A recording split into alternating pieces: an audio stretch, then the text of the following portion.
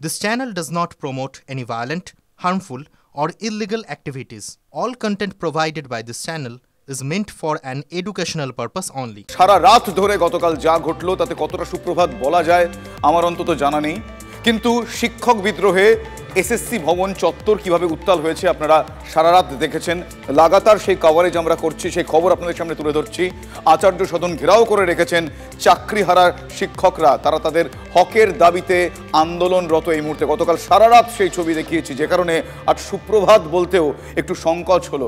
শুধুমাত্র সেই খবর দেখানোর জন্য খবর দেখায়নি, যারা সেই দাবি নিয়ে সেখানে গিয়েছেন তাদের সামনে কতটা আশার আলো, যারা এই মুহূর্তে ঘেরাও অবস্থায় রয়েছেন তারা কি বলছেন, যারা আইনের কথা বলছেন, কোন পথে এই সমস্যার সমাধান হতে পারে, এই যাবতীয় বিষয়গুলোর আমরা উত্তর চাই।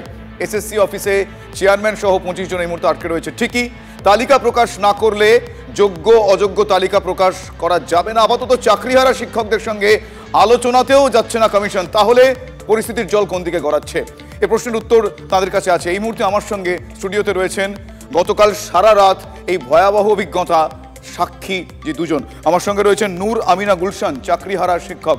আপনাকে স্বাগত জানাই TV9 বাংলায়। আমার সঙ্গে রয়েছেন আমারই সমনামী শুভজিৎ দাস, আজকে তিনি সেখানে ছিলেন, আমরা হয়তো আমার সহকর্মীরা ছিলেন, কিন্তু কোথাও না কোথাও গিয়ে যে দাবিগুলো উঠছে সেই দাবিগুলোর সঙ্গে অনেকেই একমত পোষণ করবেন। আমার সহকর্মী সুমন মহাপাত্র এই মুহূর্তে ঘটনাস্থল, আমি কনসিয়াসলি ঘটনাস্থল বললাম। সুমনের কাছ থেকে জানতে চাইব, সুমন এখনো পর্যন্ত কি লেটেস্ট আপডেট, আর কি নতুন তথ্য সামনে আসছে?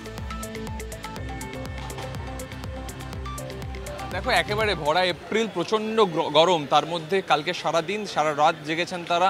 আজকে প্রায় ঘড়ির কাঁটায় 11টা বাজলো।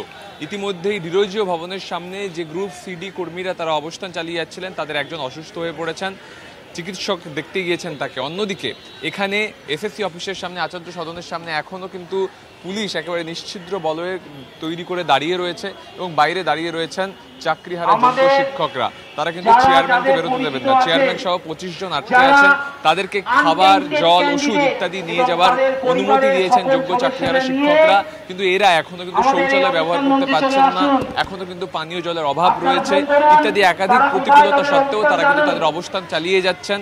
অন্যদিকে যেটা খবর পাওয়া যাচ্ছে যে করুণাময়ী মোড় থেকে অযোগ্যদের, অযোগ্যদের একটা মিছিল আসতে পারে, তাহলে আবারও কিন্তু একটা সংঘর্ষের পরিস্থিতি তৈরি হতে পারে। তাই এই চাকরিহারা যোগ্য শিক্ষকরা তারা আবেদন করছেন যাতে কোনো অযোগ্যদের মিছিলকে এখানে পুলিশ আসতে না দেয়। অন্যদিকে তারা এই সমাবেশ চালিয়ে যাবেন এবং এটা ধীরে ধীরে মহা সমাবেশে পরিণত হবে। যতক্ষণ প্রাণ আছে ততক্ষণ লড়াই, এমনটাই বলছেন যোগ্য চাকরিহারা। বেশ, সুমন তুমি সঙ্গে থাকো, কিন্তু চাকরিহারারা এই মুহূর্তে যারা আন্দোলনরত তারা কি বলছেন একবার তাদের কথাও শুনবো সরাসরি। আমাদের সঙ্গে ছলচাতুরি করছেন ওনারা, ওই অযোগ্যদের বাঁচানোর জন্য আমাদের এইটা বলছেন। উনি নিজে 10 তারিখে আমাদের কথা দিয়েছিলেন 21 তারিখের মধ্যে যোগ্য অযোগ্য তালিকা প্রকাশ করবেন, এবং অযোগ্য তালিকা উনি অলরেডি সুপ্রিম কোর্টে দিয়েছেন।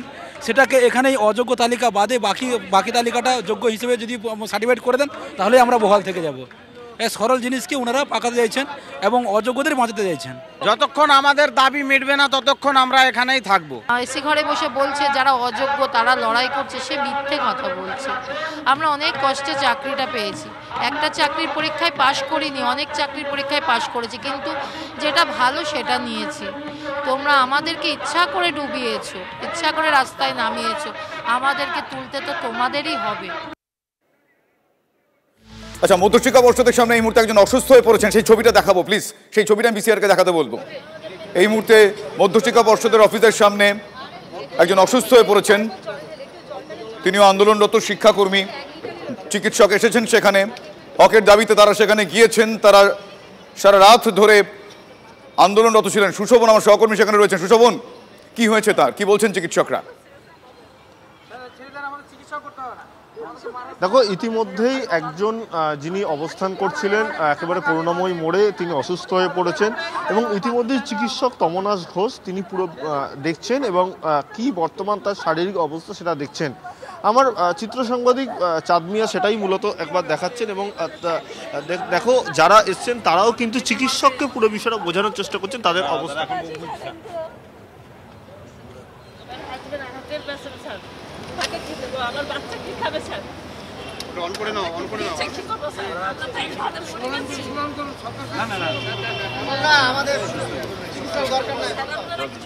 আপনারা তো দেখছেন আমাদের অবস্থা, আপনারা কিছু করুন,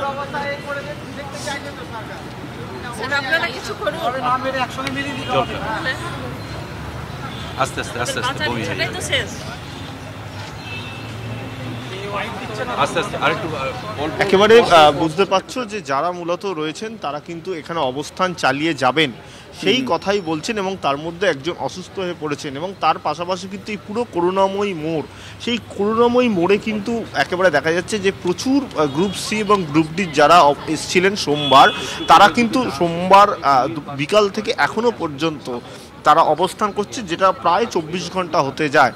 এবং আমার চিত্র সাংবাদিক চাঁদমিয়াকে বলবো যে একেবারে একটু দেখানোর জন্য যে কি অবস্থা, যেইখানটা আমি দাঁড়িয়ে আছি সেখান থেকে তুমি যতদূর দেখবে ততদূরই অবস্থা, এবং চিকিৎসক তমনাশ ঘোষ তাকে দেখে কি বলছেন শুনে নেব। ন্যাচারালি তাদের শরীর থেকে জল বেরিয়ে যাচ্ছে, আর পর্যাপ্ত জলও পাচ্ছে না, এবং জল খেতেও পারছে না, কারণ জল খাওয়ার পরে যদি বাথরুম যেতে হয় এখানে সমস্ত বাথরুম বন্ধ করে দেওয়া হয়েছে।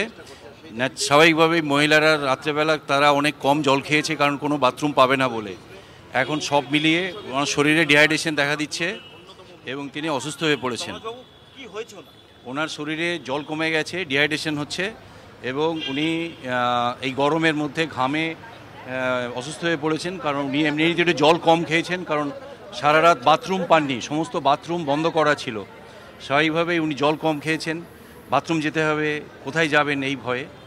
এখন স্বাভাবিকভাবেই ওর শরীরে অনেক জল কমে গেছে। এখন আপাতত চেষ্টা হচ্ছে মানে মুখ দিয়ে যদি জল খাইয়ে ওনার শরীরের জলটা ফেরানো যায়, না হলে দরকার হলে প্রয়োজনে স্যালাইন দিতে হবে, ভর্তি করতে হতে পারে। সেই জায়গায় আপনাকে জিজ্ঞেস করবো আপনাদের অবস্থান কি চলবে? হ্যাঁ, আমরা চালিয়ে যাব, কারণ আমরা বাড়ি গিয়ে কি করব, আমরা কি খাবো স্যার, আমরা কি খাবো, আমাদের তো পরিবার আছে, বাচ্চা আছে, তাদেরকে দেখবে, আমাদের মুখের দিকে তাকিয়ে আছে, আমরা কি করব স্যার, এখানেই থাকবো যতক্ষণ না ফেসলা পেয়েছি। আমাদের জন্য যদি সরকার না ভাবে তাহলে আমরা এইভাবে চালিয়ে যাব, মরে গেছি, আমরা মরে গেছি, আর বেঁচে নেই, আমাদের শুধু শরীরটা আছে, আত্মা শেষ হয়ে গেছে স্যার, আমাদের বাঁচার আর কোনো ইচ্ছা নেই, আমরা এইভাবে অনুষ্ঠান চালিয়ে যাব। হ্যাঁ, মাননীয়কে তো বলার আছে, সে আমাদের দিকে দেখুক, আমাদের দিকে তাকাক, আমাদের অধিকারটা দিক, আমরা কি করেছি, আমরা তো যোগ্য, আমাদের কি করার ছিল, আমরা কি করেছি বলুন, আমরা তো বঞ্চিত হচ্ছি অযোগ্যদের জন্য, আমাদের জন্য কিছু ভাবুক, আমরা আর কি করবো স্যার, আমাদের তো হাতে কিছু করা নেই, আমরা সব জায়গায় যাচ্ছি। আমাদের সেই দিন বললো, ব্রাতু বসু বললো কি সব কিছু ঠিক হয়ে যাবে, কিন্তু আজকে বলছে না, হবে না, যেটা কোর্টের রায় হয়েছে সেটাই বহাল থাকবে। তো আমাদের কি করণীয় আছে স্যার বলুন, আমরা সেটাই করব, আমরা তো যোগ্য, আমরা পরীক্ষা দিয়ে এসেছি এখানে, আমরা তো অযোগ্য নয়। কতদিন এভাবে বসে থাকবেন রাস্তায়? যতদিন না মাননীয় আমাদের কিছু সুরাহা করেছে ততদিন বসে থাকবো। আপনারা দেখছেন সেই ছবি, মধ্যশিক্ষা পর্ষদের অফিসের সামনে গ্রুপ সি গ্রুপ ডি আন্দোলনকারীদের মধ্যে একজন অসুস্থ হয়ে পড়েছেন, চিকিৎসক তমনাশ চৌধুরী, তিনি বললেন ডিহাইড্রেশন অর্থাৎ শরীরে জলের অভাব।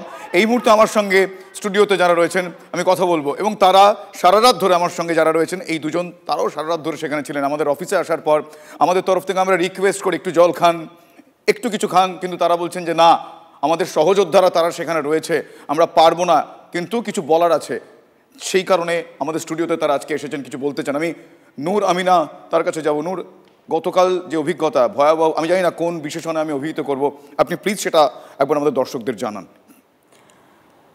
আজকে আমাদেরকে পুরো রাস্তায় টেনে নামানো হলো, আমাদের দোষ কি ছিল? সমস্ত দেশবাসীর কাছে, সমস্ত জনগণের কাছে, বিচার ব্যবস্থার কাছে, রাজ্যের মুখ্যমন্ত্রীর কাছে আমার একটাই প্রশ্ন, আমাদের দোষ কি ছিল? আমরা কি করেছি? আমাদের কেন এভাবে রাস্তায় টেনে নামিয়ে নগ্ন করে দেওয়া হলো? কেন চোরেদের দলে দাগিয়ে দেওয়া হলো চোর বলে? আমরা খালি 2016-তে 16-র SLST পরীক্ষা দিয়েছিলাম, এটাই আমাদের দোষ, এটাই আমাদের অন্যায়? কেন চুরি করেছে যারা, তারা আজকে ঘুরে বেড়াচ্ছে, অথচ তার দায় কেন আমি নেব? আপনার আবেদন দর্শকরা শুনছেন, কিন্তু এই মুহূর্তে যিনি অসুস্থ হয়ে পড়ছেন, তিনি এই অসুস্থ অবস্থায় কিছু আবেদন রাখছেন, সেটাও শোনাবো দর্শকদের। সমাজে হিউমিলিয়েশনটা নেওয়া যায় না, আর কি বলবো, আমি কিছু বলার মতো আমি অবস্থায় নেই স্যার। একদিকে দেখতেই পাচ্ছ কান্নায় ভেঙে পড়েছেন, আমাদের সহযোদ্ধারা যদি চালাবেন আমরাও চালাবো, কারণ চাকরিটা না থাকলে আমরা থাকবোটা কি নিয়ে বলুন? পেট তো আগে স্যার। আমি দেখছি, স্যার বললেন তো দেখছি। একেবারেই দেখো, তোমাকে আরো একবার ছবিটা দেখানোর চেষ্টা করব যে যে মধ্যশিক্ষা পর্ষদের যে গেট রয়েছে সেই গেটেও কিন্তু ইতিমধ্যেই যারা এখানে অবস্থান করছেন তারা নজর রাখছেন যাতে কেউ না প্রবেশ করতে পারে। একদমই তার আবেদন শুনলাম। এখন তাদের যা পরিস্থিতি, কিছুক্ষণ আগে আমরা কথা বলছিলাম, আমার সঙ্গে স্টুডিওতে যারা রয়েছেন আমি আরো একবার তাদের সঙ্গে কথা বলবো। আমার সঙ্গে রয়েছেন শুভজিৎ দাস, তারা বলছেন যে কত গ্যালন কাঁদলে তবে মানবে তুমি শেষে, বড্ড বেশি মানুষ গেছে চাকরি হারার দেশে। তারা বলছেন ভয়াবহ অভিজ্ঞতা, বলতে বলতে চোখে জল চলে এসেছিল কিছুক্ষণ আগে। এবার আপনারা শুনুন সরাসরি। শুভজিৎ, বলুন কালকে কি অভিজ্ঞতা, কোনো আশার আলো কি আদৌ দেখছেন? মিথ্যের পর মিথ্যা, পর মিথ্যা, এবং সেই মিথ্যার একটা স্তূপের ওপর দাঁড়িয়েছিল আমাদের একটা চাকরির ভবিষ্যৎ। আলটিমেটলি গিয়ে সেই মিথ্যা এমন একটা জায়গায় দাঁড়ায় যে তার পর্দা ফাঁস হয়ে যায়, এবং সেই যে পর্দা ফাঁস হয় সেটা এমন সময় হয় যেখানে আমাদের আর ফেরার পথ থাকে না। একদম যেটা বলছি একদম সত্যি কথা বলছি। কিন্তু গতকাল এসএসসি সুপ্রিম কোর্টের যে রায় তাতে মান্যতা দিয়ে এখনো পর্যন্ত যে সিচুয়েশন, আপনারা বলছেন আন্দোলন আপনারা চালিয়ে যাবেন, এরপর কোন পথে? তারা তো তাদের তরফ থেকে সাফ জানিয়ে দিয়েছেন যে সুপ্রিম কোর্টেরটা বহাল রইল, তাহলে কিভাবে আপনারা এগোবেন বলে ভাবছেন? একজন প্রার্থী যে পরীক্ষা দিয়েছিল সে যোগ্য, কারণ সে পরীক্ষায় পাশ করেছিল, ইন্টারভিউ দিয়েছিল, দেওয়ার পরে সে চাকরি পায়। তাকে কখন কাউন্সেলিং করানো হবে এই দায়িত্ব কখনো পরীক্ষার্থী নেয় না।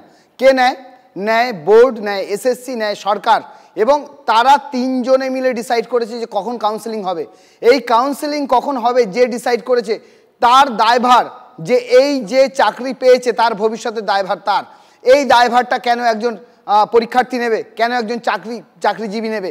আমার প্রশ্ন এই জায়গাতে, যখন আপনি চাকরিটা রাখতে পারলেন না তার যে কারণগুলো আপনি দর্শিয়েছিলেন, হাইকোর্টে দর্শিয়েছেন, সুপ্রিম কোর্টে দর্শিয়েছেন, যে জায়গাতে আপনি নিজে যেখানে আপনি কারণ দেখাতে পারবেন না সেই কারণ দিয়ে কেন আপনি চাকরি দিয়েছিলেন? যদি চাকরি আপনি কেড়েই নেবেন, আপনি দুর্নীতি করেছেন, আপনার দুর্নীতির দায় কেন একজন? সে সমস্ত প্রশ্ন তাদের কাছে বারবার এসেছে, আমাদের ধারণা তারা শুনেছেন, তারা তাদের সিদ্ধান্তের কথা জানিয়েছেন। কিন্তু এখন যেই পরিস্থিতি সেই জায়গা থেকে আমি আপনাদের কাছে জানতে চাইবো যে তাদের তরফ থেকে তারা জানিয়ে দিলেন কিভাবে আপনারা এই আন্দোলনটা চালিয়ে যাবেন। গতকাল সারা রাত দেখলাম আমরা, আজ এরপর হোয়াট নেক্সট? গতকাল আপনারা দেখেছেন সারা রাত আমরা ছিলাম ওখানে। ইভেন একটা মহিলাদের টয়লেট নেই, মহিলাদের একটা টয়লেটের ব্যবস্থা নেই। প্রশাসন কোনো রকমভাবে আমাদের সাহায্য করছে না। আমরা সব রকমভাবে প্রশাসনকে সাহায্য করছি, কিন্তু প্রশাসন আমাদের সাহায্য করছে না। তবুও বলছি যে এই আন্দোলনের মানে যে রাস্তা সেটা যতই কঠিন হোক, আমরা এই রাস্তা কখনোই ছাড়বো না। আমরা এই রাস্তা ধরেই এগোবো, এবং এই রাস্তা শেষ কোথায় সেটাও আমরা দেখে ছাড়বো। আমি নূর আমিনা গুলশান আমার সঙ্গে রয়েছেন, তার কাছে আমি যেমন তার কাছ থেকে জানতে চাইবো যে গতকাল আমরা দেখলাম যে মহিলারাও সেখানে, মহিলা পুলিশ তাদের সঙ্গে ধস্তাধস্তি হয়েছিল, সেই বিষয়টা যদি একটু বলেন, ওরকম পরিস্থিতি গেল কেন? কি এমন আপনারা বলেছিলেন বা কি এমন তাদের তরফ থেকে রেস্ট্রিকশনস এসেছিল? অ্যাকচুয়ালি ওখানে এত মানে আমাদের ওপরে অবিচার করা হচ্ছে, সবার ধৈর্যের বাঁধ তো ভেঙেই গেছে। ওখানে যারা বসেছিল তারা সারা দিন সারা রাত খায়নি, ঘুমোয়নি, ইভেন টয়লেট পর্যন্ত যেতে পারছে না, জল খেতে পারছে না। তাদের চোখের সামনে দিয়ে চেয়ারম্যানের জন্য খাবার যাচ্ছে। তো স্বাভাবিকভাবে এক একজনের মেন্টালিটি এক এক রকম। কেউ তার মেন্টাল যে টেম্পারমেন্ট সেই টেম্পারমেন্টটা রাখতে পারেনি, সেই কারণে একটা ছোট্ট বাকবিতণ্ডা তৈরি হয়েছিল, আদারওয়াইজ অন্য কিচ্ছু নয়। বেশ, শিক্ষামন্ত্রীর সঙ্গে আমরা কথা বলেছিলাম, শিক্ষামন্ত্রী কি বলেছেন সেটা একবার শোনা দরকার, আরো একবার শোনা দরকার, শুনুন প্লিজ। আমরা এসএসসি বিবৃতি পেয়েছি, সেখানে সুপ্রিম কোর্টকে মান্যতা দেওয়ার কথা বলা হয়েছে, কি বলবেন? হ্যাঁ, এটাই তো দিতে হবে। আমরা পরিষ্কারভাবে জানিয়েছি, যেটা মানে এসএসসি একটু আগে যেটা বিবৃতি দিয়েছে সেটাই আমাদের অফিসিয়াল বিবৃতি হিসেবে আপনি ধরতে পারেন। অর্থাৎ যারা যোগ্য এবং বঞ্চিত শিক্ষক তারা 31শে ডিসেম্বর অব্দি সুপ্রিম কোর্ট যেমন বলেছেন তাদের মাইনে পাওয়া নিয়ে কোনো সমস্যা নেই, ফলে এই আন্দোলনেরও কোনো এখন মানে নেই। আর দুই, তার মানে যারা ওখানে আসেন তাদের অনেকেই হয়তো অযোগ্য, তাদের ক্ষেত্রে সুপ্রিম কোর্ট কোনো গাইডলাইন না দিলে আমরা তো কিছু বলতে পারি না। আমি সবাইকে অনুরোধ করব যে আপনারা এসএসসির এই বিবৃতির পর আমরা যেহেতু দ্রুত রিভিউ পিটিশনে যাচ্ছি, মহামান্য সুপ্রিম কোর্টই আমাদের গাইডলাইন দিয়ে দেবেন। এবং এসএসসি যেমন তাদের প্রথম কথায় বলেছে, প্রথম বার্তায়, যে কোনো অনিশ্চয়তা যেটুকু আছে সেটা সুপ্রিম কোর্টের আইনি পরামর্শ নিয়েই করব। ফলে সুপ্রিম কোর্ট যেহেতু বলেনি আমাদের যোগ্য অযোগ্য দিতে এবং এসএসসি তালিকা দিতে, এবং এসএসসি যেহেতু এ ব্যাপারে ইতিবাচক কোনো আইনি পরামর্শ পায়নি, আমরা বলেছিলাম যে এসএসসি যদি আইনি পরামর্শ ইতিবাচক পায় তাহলে তারা দেবে। 31শে ডিসেম্বর পর্যন্ত মহামান্য সুপ্রিম কোর্ট আমাদের একটা রিডিকশন দিয়েছেন। ফলে আমি আগে যেটা বলেছিলাম যে এত অধৈর্য হলে বোধহয় চলবে না। ব্রত ডিরেকশনে কোথাও তালিকা প্রকাশের কথা বলা নেই, ওএমআর প্রকাশের কথা বলা নেই, কিন্তু তারা দাবি করছেন সেই তালিকা প্রকাশ করতে হবে। এই তালিকা প্রকাশ করলে কি আবার আইনি জট হতে পারে? এই পরামর্শ পেলেন? নিশ্চয়ই নিশ্চয়ই এই আইনি জট হতে পারে। ইতিমধ্যেই তাহলে মাইনের জায়গা থেকে তারা নিশ্চিত হয়ে গেছেন। ফলে এখন তালিকা বার করা বা না করা নিরর্থক। তারা নিশ্চয়ই এটা ভাবছেন না যে তাদের ব্রিদিং জোন 31শে ডিসেম্বর পর্যন্ত। আমরা যেখানে চেষ্টা চালাচ্ছি সেখানে তাদের আস্থা রাখা উচিত। এবার রাখবেন কি রাখবেন না এটা এখন তো তাদের ব্যাপার। শিক্ষামন্ত্রী ব্রাত্য বসু আমার সহকর্মী সুমনকে তার প্রশ্নের উত্তর আপনারা শুনলেন। সরাসরি বললেন জট প্রকাশ করলে এই মুহূর্তে জটিলতা, এই মুহূর্তে তালিকা প্রকাশ করলে জটিলতা আরও বেড়ে যেতে পারে তিনি জানালেন সরাসরি আমাদের, আপনারা শুনলেন। আমি শুভজিতের কাছে যাব। শুভজিৎ, তারা তো বলছেন ডিরেকশন নেই, যদি এই মুহূর্তে তালিকা প্রকাশ করা হয় তাহলে শিক্ষামন্ত্রী স্বীকার করছেন যে জট আরও বেড়ে যাবে, জটিলতা আরও বেড়ে যাবে। তাহলে আপনারা কিসের আশা করছেন? আচ্ছা, আইনিগত দিক দিয়ে তো অনেক কথাই বলা হয়েছিল। বলা হয়েছিল যে ওএমআরগুলো প্রকাশ করার কথা, ওএমআর প্রকাশ করার কথা বলা হয়েছিল। সেছাড়াও টেন্টেড যারা তাদেরকে তো টার্মিনেশনের ব্যাপারে কথা বলা হয়েছিল। সেগুলো তো মানা হচ্ছে না। আজকে যখন যোগ্য অযোগ্যের যখন লিস্টটাকে আমরা সেপারেট লিস্ট চাইছি, আপনারা প্রথমে কি দিলেন? আপনারা প্রথমে আমাদেরকে আশা দিলেন হ্যাঁ আমরা দিয়ে দেবো, করে দেবো। তারপরে বললেন কি আমরা আইনি পথে এগিয়ে সেটাকে ব্যবস্থা করছি। এবার ভেবে দেখুন যে আমাদের প্রথম দাবি হচ্ছে যে আমরা যখন স্কুলে যাব আমরা কি নিয়ে যাব? আমরা যে যোগ্য তার কোনো জায়গায় কি সেটা বলা আছে যে এরা যোগ্য? আমাদেরকে একটা স্বচ্ছ লিস্ট তো দেবেন, সার্টিফাইড। আপনারা যে যোগ্য সেই সার্টিফাইড একটা ফরম্যাট নিয়ে আপনারা যেতে চান। এই মুহূর্তে এসএসসি ভবনের সামনে যাব, সেখানে দেখবো পুলিশকে গো ব্যাক স্লোগান দেওয়া হচ্ছে। আরো একবার পুলিশকে গো ব্যাক স্লোগান দেওয়া হচ্ছে। গতকাল সেই ছবি দেখেছিলাম, আজ আরো একবার। আমার সহকর্মী সুমন সেখানে রয়েছে। সুমন,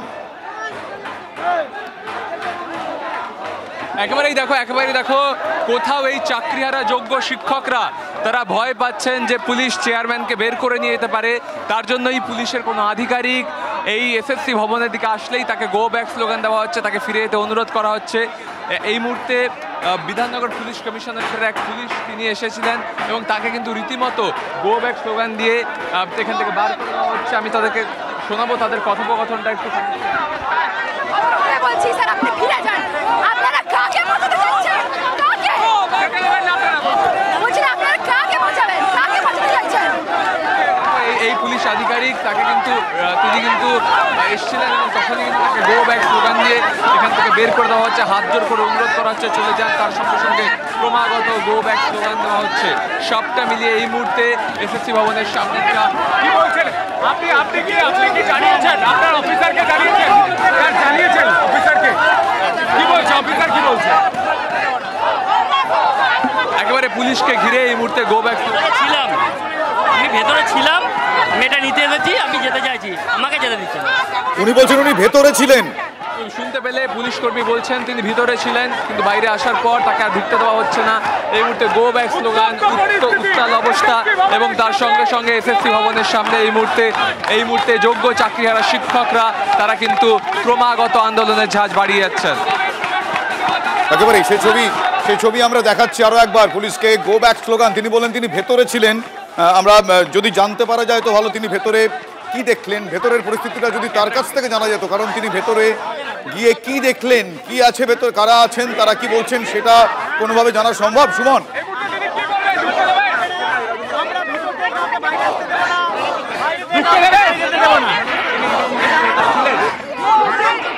একেবারে গোটা এসএসসি ভবন এই মুহূর্তে উত্তাল বলা চলে। তার কারণ যোগ্য চাকরিহারা শিক্ষকরা তারা ক্রমাগত আন্দোলনের ঝাঁজ বাড়িয়ে যাচ্ছেন এবং তারা পুলিশকে ঘিরে গো ব্যাক স্লোগান দিচ্ছেন যাতে কোনোভাবেই চেয়ারম্যান এখান থেকে বেরোতে না পারেন। দফায় দফায় বারবার উত্তেজনা ছড়াচ্ছে গোটা এসএসসি ভবন চত্বর জুড়ে। একদম সেই ছবি আমরা দেখছি সরাসরি। তাদের কথোপকথন একবার শোনার চেষ্টা করব, তারা কি বলছেন পুলিশকে।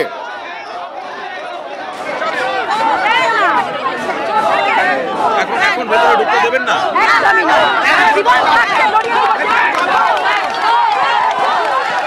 পুলিশ ফিরে যাচ্ছে। গো ব্যাকের সামনে পড়ে কিন্তু পিছু হটতে হলো পুলিশ আধিকারিককে। তিনি কিন্তু চলে গেলেন এখান থেকে, তিনি ভেতরে গেলেন না। ক্রমাগত গো ব্যাক স্লোগানের মধ্যে এই উত্তাল অবস্থার মধ্যে ফিরে যেতে হলো পুলিশ আধিকারিককে। তিনি ফিরে গেলেন এবং এসএসসি ভবনের সামনে থেকে কার্যত সরে যেতে হলো এই পুলিশ আধিকারিককে।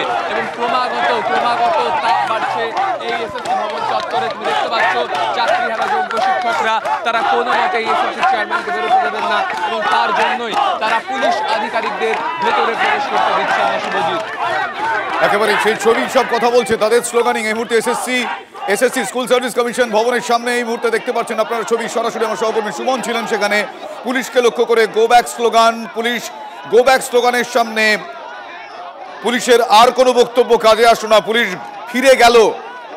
ফিরে গেল সেখানে। আমরা সেই ছবি আপনাদের দেখাচ্ছি আরো একবার। পুলিশকে ঘিরে গো ব্যাক স্লোগান চাকরিহারাদের। যতক্ষণ না তাদের দাবি পূরণ হচ্ছে, যতক্ষণ না তারা সার্টিফাইড লিস্ট পাচ্ছেন, ততক্ষণ তারা তাদের অবস্থানে অনড় থাকছেন। আমার সঙ্গে এই মুহূর্তে স্টুডিওতে রয়েছেন গতকাল সারাদিন প্রায় সারা রাত তারা ছিলেন সেখানে। তারা এই ভয়াবহ অভিজ্ঞতার পরিস্থিতির শিকারই বলছেন তারা এই মুহূর্তে। নূর আমিনার কাছে আমি আরো একবার যাব। আপনারা দেখলেন এই মুহূর্তে পরিস্থিতির ঝাঁজ কোনখানে গিয়ে পৌঁছেছে, কিন্তু এখনো পর্যন্ত এসএসসির এবং সরকারের যা অবস্থান তাতে আপনাদের কি মনে হচ্ছে? আপনাদের বলা হচ্ছে 31 তারিখ পর্যন্ত ব্রিদিং স্পেস। আপনাদের কি আদৌ মনে হচ্ছে 31 তারিখ পর্যন্ত ব্রিদিং স্পেস আপনারা পেয়েছেন? স্যার আর কোনো ভরসাই করতে পারছি না এনাদের উপরে। এরা বারবার মিথ্যা কথা বলে, মিথ্যা ভরসা দিয়ে আমাদেরকে মানে কি বলবো দিশেহারা করতে চাইছে। কোনোভাবেই আমরা আর ভরসা করতে পারছি না, কোনো কথাই আমরা আর বিশ্বাস করতে পারছি না। এই মুহূর্তে আমাদের সেই মেন্টাল কন্ডিশনই নেই যে আমরা এদেরকে বিশ্বাস করব। ভরসাহীন অবস্থায় এই আন্দোলন আপনারা চালিয়ে যেতে পারবেন? কোন ভরসায় চালাবেন? কেন পারবো না স্যার? আমাদের পিঠ ঠেকে গেছে, আমাদের পেটে লাথি পড়েছে, আমাদের ফ্যামিলি পথে বসে গেছে। এরকম অনেক মানুষ আছে যাদের এই একটাই ইনকামের উপর পুরো ফ্যামিলি চলছে। আমাদের মান সম্মান শেষ হয়ে গেল, আমাদেরকে চোর বলে দাগিয়ে দেওয়া হলো। এরপর আর আমাদের কি করণীয় আছে? আমরা আর কি করতে পারি? আমাদেরকে রাস্তা ধরেই পড়ে থাকতে হবে, আমরা পড়ে থাকবো। রাস্তা ধরে পড়ে থাকবেন যতক্ষণ না তারা তাদের সেই সার্টিফিকেট শংসাপত্র পাচ্ছেন যে তারা যোগ্য। সেই শংসাপত্র নিয়ে তারা তাদের ছাত্রছাত্রীদের সামনে যাবেন। শুভজিৎ, আপনি কিছুক্ষণ আগে বলছিলেন যে এই বিষয়টা যদি এভাবে না হয় অন্যভাবে অন্য পথ আপনারা ধরবেন। আপনারা সাধারণ মানুষকেও আহ্বান জানিয়েছেন আপনাদের সঙ্গে সামিল হওয়ার জন্য। আশা রাখেন? অবশ্যই আশা রাখি, কারণ শিক্ষক তারাই যারা সমাজ গড়ে। এবং আমি কোনো একজন শিক্ষকের থেকে শিক্ষা পেয়ে আজকে এই জায়গায় এসেছি। এবং আমি হয়তো আরও কিছু শিক্ষার্থী আছে আমার, যাদেরকে আমি আরও সমাজের ভালো ভালো জায়গায় তাদেরকে স্থাপন করার জন্য এগিয়ে চলেছি। তো আমরা যদি আমাদের জায়গা থেকে ডাক দিই, তাহলে সেই ডাকে আমার মনে হয় যে সমাজের সর্বস্তরের মানুষ এগিয়ে আসবে। কিছুদিন আগেকার ঘটনা আপনারা সবাই দেখেছেন যে একজন শিক্ষক লাথি খেয়েছিলেন। ঠিক, আমার বন্ধু অমিত লাথি খেয়েছিল। যিনি লাথি মেরেছিলেন তিনি ছিলেন একজন পুলিশ। এবং পুলিশ যখন ফর্ম ফিল আপ করে চাকরির, তখন পুলিশ কি বলে ফর্ম ফিল আপ করে? আমি চোর ধরবো এই বলে একজন পুলিশ ফর্ম ফিল আপ করে, চাকরি পায়। চাকরি পেয়ে তার প্রধান কাজ হয় এখন দেখবেন, যান এসএসসি অফিসে যান বা আচার্য সদনে যান, সেখানে দেখবেন চোরকে পাহারা দিচ্ছে। শুভজিৎ আর নূর তারা সারা রাত ছিলেন, তারা আরো অনেকগুলো রাত থাকতে রাজি আছে যতক্ষণ না তাদের হকের দাবি তারা পাচ্ছেন, তারা সসম্মানে ছাত্রছাত্রীদের কাছে যেতে পারছেন। এই দাবি তারা জানাচ্ছেন, তারা আশা রাখছেন। আমার সহকর্মী সুশোভন রয়েছেন, আরো একবার সরাসরি সুশোভনের কাছ থেকে জানবো এবং সেই ছবিটা দেখবো। সুশোভন, এই মুহূর্তে কি পরিস্থিতি মধ্য শিক্ষা পর্ষদ অফিসের সামনে? এই মুহূর্তে কি পরিস্থিতি সুশোভন? আপনারা দেখছেন সেই ছবিটা, সেই ছবি অনেক কথা বলে। এই মুহূর্তে বর্ণনা নিষ্প্রয়োজন বলে আমার মনে হয়। কিছুক্ষণ আগে একজন সেখানে অসুস্থ হয়ে পড়েছেন, সেই অসুস্থ অবস্থায়ও তিনি বলছেন যে হকের দাবিতে অনড় থাকবেন। আমার সঙ্গে এই মুহূর্তে যারা রয়েছেন স্টুডিওতে তারাও বলছেন দেওয়ালে পিঠ ঠেকে গেছে, কিন্তু আন্দোলন থামবে না যতক্ষণ তারা যোগ্যতার সার্টিফিকেট পাচ্ছেন। সুশোভন, এই মুহূর্তে কি পরিস্থিতি?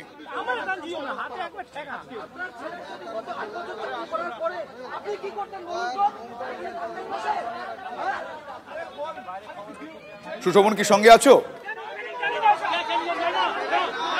সুশোভনের সঙ্গে যোগাযোগ করার চেষ্টা করছি, কিন্তু বিদ্যাসাগর ভবনের যে গেট, সেই গেট খোলা ছিল।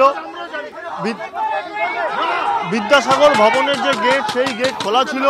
গ্রুপ সি গ্রুপ ডি যারা রয়েছেন তারা বলছেন গেট কেন খোলা থাকবে, তাই সেই গেট বন্ধ করতে হবে এবং সেই জন্যই কিন্তু তারা ইতিমধ্যেই এসে সেই বিষয়টা তারা জানাচ্ছেন।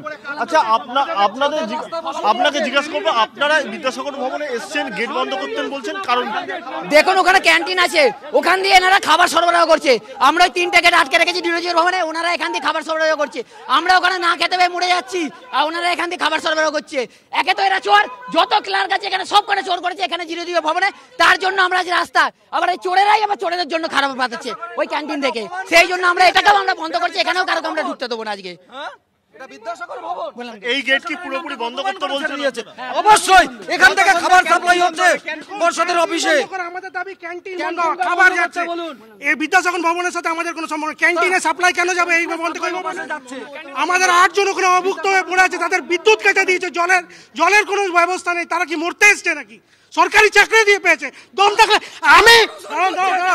আমি চ্যালেঞ্জ করছি আমার সাথে আজ পর্ষদ সভাপতি বসু, যে সাবজেক্টে বলবে তাকে আমি চ্যালেঞ্জ করছি মিডিয়ার সামনে, সব মিডিয়ার সামনে তাকে আমি আজ হারাবো, তার সাবজেক্টে তাকে আমি হারাবো। যদি না পারি তো আমি কান কেটে দেবো।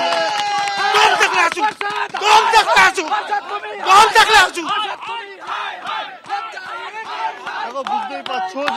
একেবারে বুঝতেই পারছি এবং চাকরিহারাদের এই মুহূর্তে তাদের হকের দাবিতে যেই ঝাঁজ তারা বাড়িয়েছেন তার আন্দোলনের, এই মুহূর্তে আমি এই স্টুডিওতে দাঁড়িয়েও সেটা অনেকাংশে ফিল করতে পারছি। তার কারণ আমার সঙ্গে এই মুহূর্তে যেই দুজন এতক্ষণ ছিলেন তারা তাদের হকের দাবিতে অনড়। তারা বলছেন দেওয়ালে পিঠ থেকে গিয়েছে, কিন্তু তারা আটকে থাকবেন না। যোগ্যতার সার্টিফিকেট নিয়েই তারা তাদের ছাত্রছাত্রীদের কাছে সসম্মানে সততার সঙ্গে ফিরে যাবেন। আমরা সে আশার আলো দেখছি। Let's hope for the best.